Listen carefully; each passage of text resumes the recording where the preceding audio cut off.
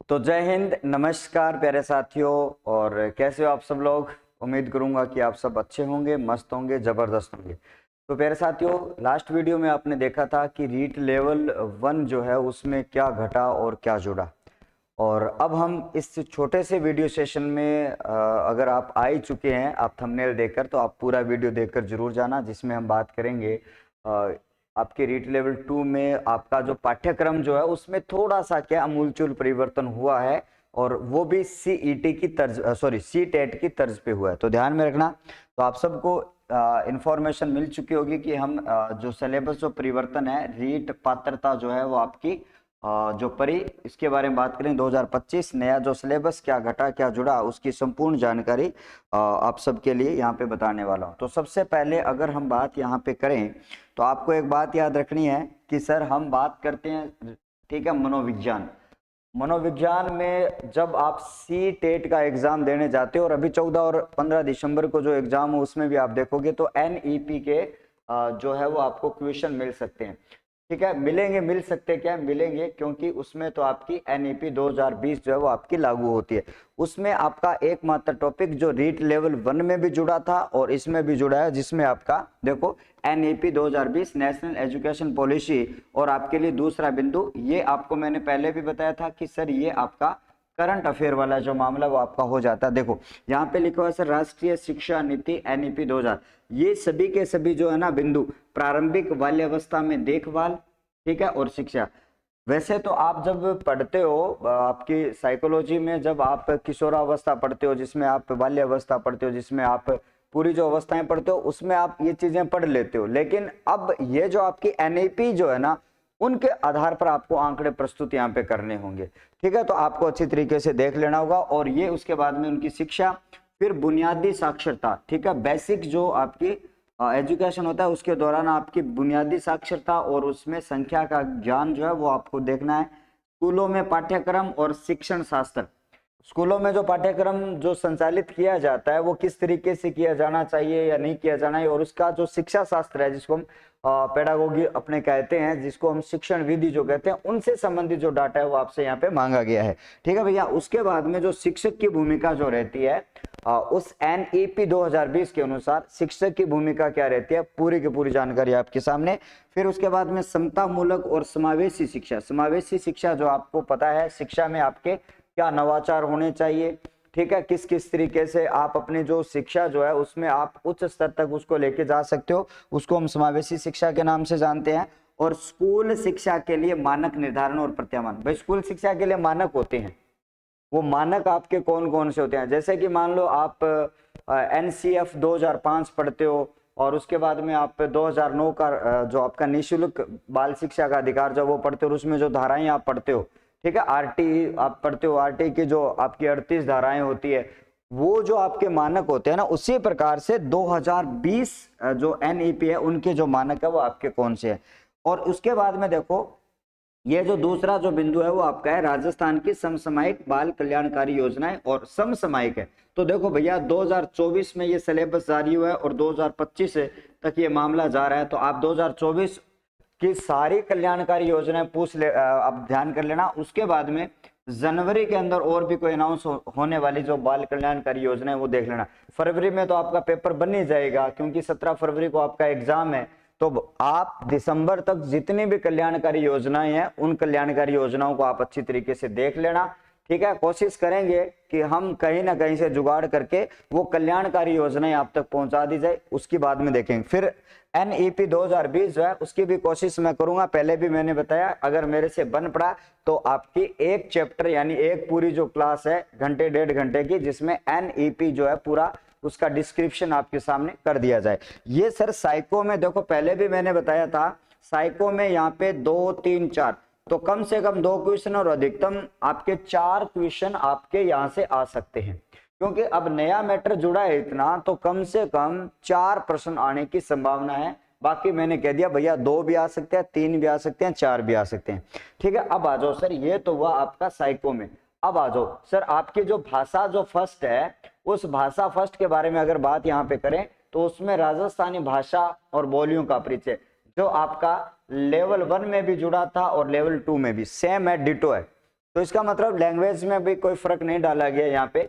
राजस्थानी जो भाषा जो आपकी होती है और राजस्थान की जो सहायक जो बोलियां हैं, मुख्य रूप से 5 बोलियां, और उनकी जो सहायक बोलियां जो है वो आपको याद करनी है। जैसे ढूंढाड़ी है, मेवाती है, आपकी जो मेवाती है, मालवी है, और आपकी इधर बीकानेर वाले एरिया की मारवाड़ी हो जाती है, हनुमानगढ़ गंगानगर वाली जो आपकी बागड़ी जो हो जाती है। उनके बारे में आपको क्षेत्र पूछ सकता है कि ढूंढाड़ी में कौन कौन से क्षेत्र आते हैं, मालवी में कौन कौन से क्षेत्र आते हैं। भाई ऑप्शनल होगा, आपको पता है, तो डिस्क्रिप्टिव तो है नहीं कि आप उनकी व्याख्या करोगे। तो आप सभी भाषाओं की जो है, और ये मेरी जिम्मेदारी बनती है क्योंकि भाषा का मामला है, तो ये मैं आपको कोशिश करके इनका एक वीडियो रिकॉर्ड करके डाल दूंगा आपके लिए। ठीक है, देखो तो ठीक है, ना देखो तो तारी मर्जी है। अब आ जाओ यहाँ पे, पर्यावरण ध्यान नहीं है भाई, ये आपका क्या पर्यावरण ध्यान वाला मामला नहीं है, ये लेवल 1 वाला मामला है।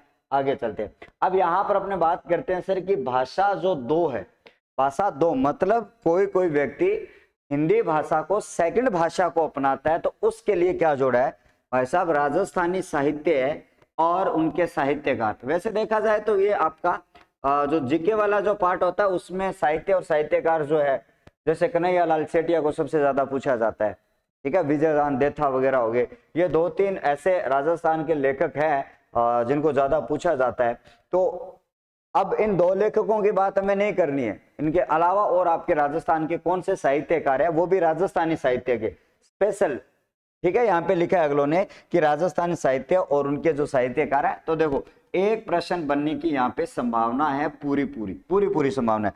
आ जाओ फिर, जो लैंग्वेज संस्कृत को फर्स्ट लैंग्वेज के रूप में चुनता है, उसके लिए लिखा गया भैया राजस्थान से संस्कृत है साहित्यकारणम योगदान, वो सेम ही काम है। यहाँ पे राजस्थान साहित्य और साहित्यकार हो, ये भी कह रहा है भैया राजस्थान संस्कृत के जो साहित्यकार है, वहां पर आपके हिंदी में राजस्थानी साहित्य है और यहाँ पे संस्कृत के साहित्यकार जो हैं उनका योगदान राजस्थान में क्या है वो पूछा। ये देखो, संस्कृत भाषायाम राजस्थान से संस्कृत साहित्यकाराणाम योगदानम, ये संबंधित इसका एक प्रश्न जो है वो आपसे यहाँ पे पूछा जा सकता है। अब भाई एसएसटी वालों के लिए जो आपका मेन सब्जेक्ट जो 60 प्रश्न होते हैं उनमें कुछ भी चले आपका परिवर्तन नहीं हुआ है। उसके बाद में थोड़ा सा साइंस वालों के लिए एक छोटा सा परिवर्तन हुआ है, यानी L2 जो मैथ साइंस वाले जो बच्चे जो हैं, मैथ साइंस वाले, उनमें थोड़ा सा गणित जो है उसमें आपका क्या हुआ है, थोड़ा सा सिलेबस चेंज हुआ है। उसमें देखो आपके लिए लेखा चित्र जो होते हैं, ग्राफ वाला जो आपका होता है मामला, उसमें से स्तंभ लेखा चित्र, आयात लेखा चित्र और वृत्तीय लेखा चित्र, यानी कि विभिन्न प्रकार के लेखा चित्र, यानी इनके जो 3 जो भेद है उनको यहाँ पे एक बिंदु के रूप में जोड़ा है। तो मान के चलना भाई साहब 1 या 2 प्रश्न तो इसके भी क्या आ सकते हैं, निश्चित रूप से यहाँ पे आ सकते हैं। तो ये जो आपका जो सिलेबस जो है वो आपके लिए क्या है, जोड़ा गया है, घटाया कुछ भी नहीं है भाई साहब, घटाने वाला मामला नहीं है। ठीक है, आपने कहा था गुरुजी थंबनेल पर तो लिखा क्या घटा, तो ये क्या घटा, मैंने तो प्रश्न किया, मैंने ये थोड़ी कहा कि ये घट गया। ठीक है, क्या घटा क्या बढ़ा, बढ़ा जो है वो आपके सामने, घटा कुछ भी नहीं है, बढ़ेगी चीजें, घटती कुछ है ही नहीं। तो ये प्रश्न जो आएंगे आप सबके लिए वो सब जो 12 लाख विद्यार्थी होंगे उन सारे विद्यार्थियों के लिए नया ही होगा, तो आपके लिए भी नया है। कुछ लोग राजस्थानी साहित्य से जुड़े हैं, उनको हो सकता है ये चीजें आती हो। ठीक है, और जिनकी मैथ अच्छी है तो भाई साहब ग्राफ वगैरह की उनको दिक्कत ही नहीं है, वो ग्राफ वगैरह को अच्छी प्रकार से कर पाएंगे, तो इतना वो पैनिक होने की आवश्यकता नहीं है। बाकी आपको पता है यूट्यूब जिंदाबाद है ना, यूट्यूब को जिंदाबाद कह दो भाई, यूट्यूब जिंदाबाद जिंदाबाद। क्योंकि अब देख लो, मैं अभी बता रहा हूँ, आज ये मामला क्लियर हुआ है तो 1-2 दिन में एनईपी की वीडियो मैं नहीं तो कोई और बना देगा, और नहीं तो कोई और बना देगा, और नहीं तो कोई और बना देगा। बहुत सारे एजुकेटर है और वो एजुकेटर बनाएंगे क्योंकि वो हमेशा विद्यार्थी हित में काम करते हैं, और मेरी जिम्मेदारी बनती है कि मैं भाई साहब हिंदी में राजस्थानी साहित्य और साहित्यकार जुड़े उनको मैं करवाऊं, और उसके साथ में राजस्थानी भाषा और बोलियां जो है उनके भी परिचय मैं ही आपको दूं, चाहे पीपीटी के माध्यम से दूं चाहे कैसे भी दूं, आपके लिए इनकी भी एक वीडियो आ जाएगी, और एक एनईपी 2020 की भी आपके लिए एक वीडियो आ जाएगी। कल्याणकारी योजना मैं नहीं बताने वाला हूं, कोई और टीचर आपको कल्याणकारी योजनाएं जो है वो जहां भी करवाएं जल्दी से देख लेना, करवा दें, मुझे पता है कल परसों तक एक वीडियो इसका भी आ जाने वाला है। तो ये आपके लिए सिलेबस था, और उसके बाद में अपने बात करते हैं। ठीक है, आपके मन में यहाँ पर बात रहती है कि सर हम इनकी जो तैयारी जो है वो अपने कैसे करें, ये नया टॉपिक जो जुड़े हैं। तो मैं आपको एक बात बता दूं, नया टॉपिक जुड़ा है तो सबके लिए जुड़ा है, थार खातर कौन जुड़े, तो पैनिक आपको बिल्कुल भी नहीं होना, डरना बिल्कुल भी नहीं है, घबराना बिल्कुल नहीं। ठीक है, इसका जी तोड़ सामना करना है। ठीक है, ठीक है, जिसने संघर्ष किया वही जीतेगा। संघर्ष आपको करना है और हल्के में भी लेना, भैया पात्रता परीक्षा है तो छोड़ देते हैं, छोड़ना किसी को नहीं है। ठीक है, ऐसा मान लो छोड़ोगे तो फिर गड़बड़ हो जाएगी, तो छोड़ना आपको कुछ भी नहीं है, पढ़ना है। अब प्रश्न कैसे आएंगे, नया मामला है। तो आपको देखो मैं एक बात बता देता हूं कि जो NEP है ना, उसके लिए तो आपको क्या करना है, CTET जो है, ठीक है गुरुजी, CTET के बारे में क्यों बात कर रहे हो, तो CTET अभी एक आपको 14 और एक 15 दिसंबर की जो आपके एग्जाम हुए, इन दोनों एग्जाम में जो NEP के जो क्वेश्चन आए ना, उन क्वेश्चनों को देख लेना, उनकी प्रकृति कैसी है, तो आपको पता चल जाएगा भैया NEP में कैसे सवाल आपके लिए यहाँ पे आ जाने वाले हैं। इसकी जानकारी आपको अच्छी तरीके से लग जाएगी। अभी सर्च कर लेना भाई साहब CTET 14 दिसंबर CDP, ठीक है, उसमें आपके NEP के सवाल जो है वो आपको यहाँ पे मिल जाएंगे, ये आपको अच्छी तरीके से याद रख लेना है। अब देखो भाई साहब, अगर कोई और इन्फॉर्मेशन चाहिए आपको तो ये अपने नंबर है ही, वैसे तो आप सब लोगों के पास है ही, इन नंबरों के ऊपर आप अच्छी जानकारी आप मुझसे केवल मैसेज करके जानकारी प्राप्त कर सकते हो। देखो अगर आपको और जानकारी, ठीक है, टेलीग्राम आप ज्वाइन जरूर कर लीजिएगा, ठीक है, क्या कर लीजिएगा भैया, टेलीग्राम आप जरूर ज्वाइन कर लीजिएगा, क्योंकि उस टेलीग्राम में डेली जो अपडेट जो होते रहते हैं अपने अमूलचूल परिवर्तन राजस्थान में जो होते रहते हैं, उन अमूलचूल परिवर्तनों को हम उसके अंदर साझा कर देते हैं। ठीक है, साथ ही साथ में उसमें हम कुछ क्विज वगैरह भी आपके लिए डालते रहते हैं, तो इसलिए आप उसको ज्वाइन कर लेना। लिंक जो है वो आपका डिस्क्रिप्शन में है ही है। फिर गुरुजी डिस्क्रिप्शन और कौन मिला, तो थाना क्या करना, सिंपल भाषा में आपको बिना स्पेस दिए हुए सूरज सर रावत सर आपको सर्च करना है, तो आपका अपना जो है, ठीक है, जो यूट्यूब का लोगो जो है, मेरी फोटो जो उसमें दिखाई दे रही है वही आपकी वहां दिख जाएगी। लगभग 800-900 सदस्य होंगे, आप ज्वाइन कर लीजिएगा। ठीक है, सदस्य कितने हो कोई फर्क नहीं पड़ेगा। मेरे टेलीग्राम पर एक स्कीम और है आप सबके लिए, आप अपनी जो अभिव्यक्ति जो है वो आप कर सकते हो, वहां पर कोई सवाल पूछ सकते हो, कोई अपनी जानकारी वहां पे प्राप्त कर सकते हो। लिव ए कमेंट्स है, उसके ऊपर आप क्लिक करोगे, आप अपनी बात लिख सकते हो, डायरेक्ट मेरे पास में वो बात पहुंचेगी, आपको तत्काल जो है वो समाधान मिलने वाला है। तो उम्मीद के साथ में आपको जो वीडियो जो है वो इन्फॉर्मेटिव लगी, सूचना आपको मिली। उम्मीद करता हूं कि आपकी तैयारी बेहतर चल रही होगी और अपनी तैयारी को बेहतर बनाते रहिएगा।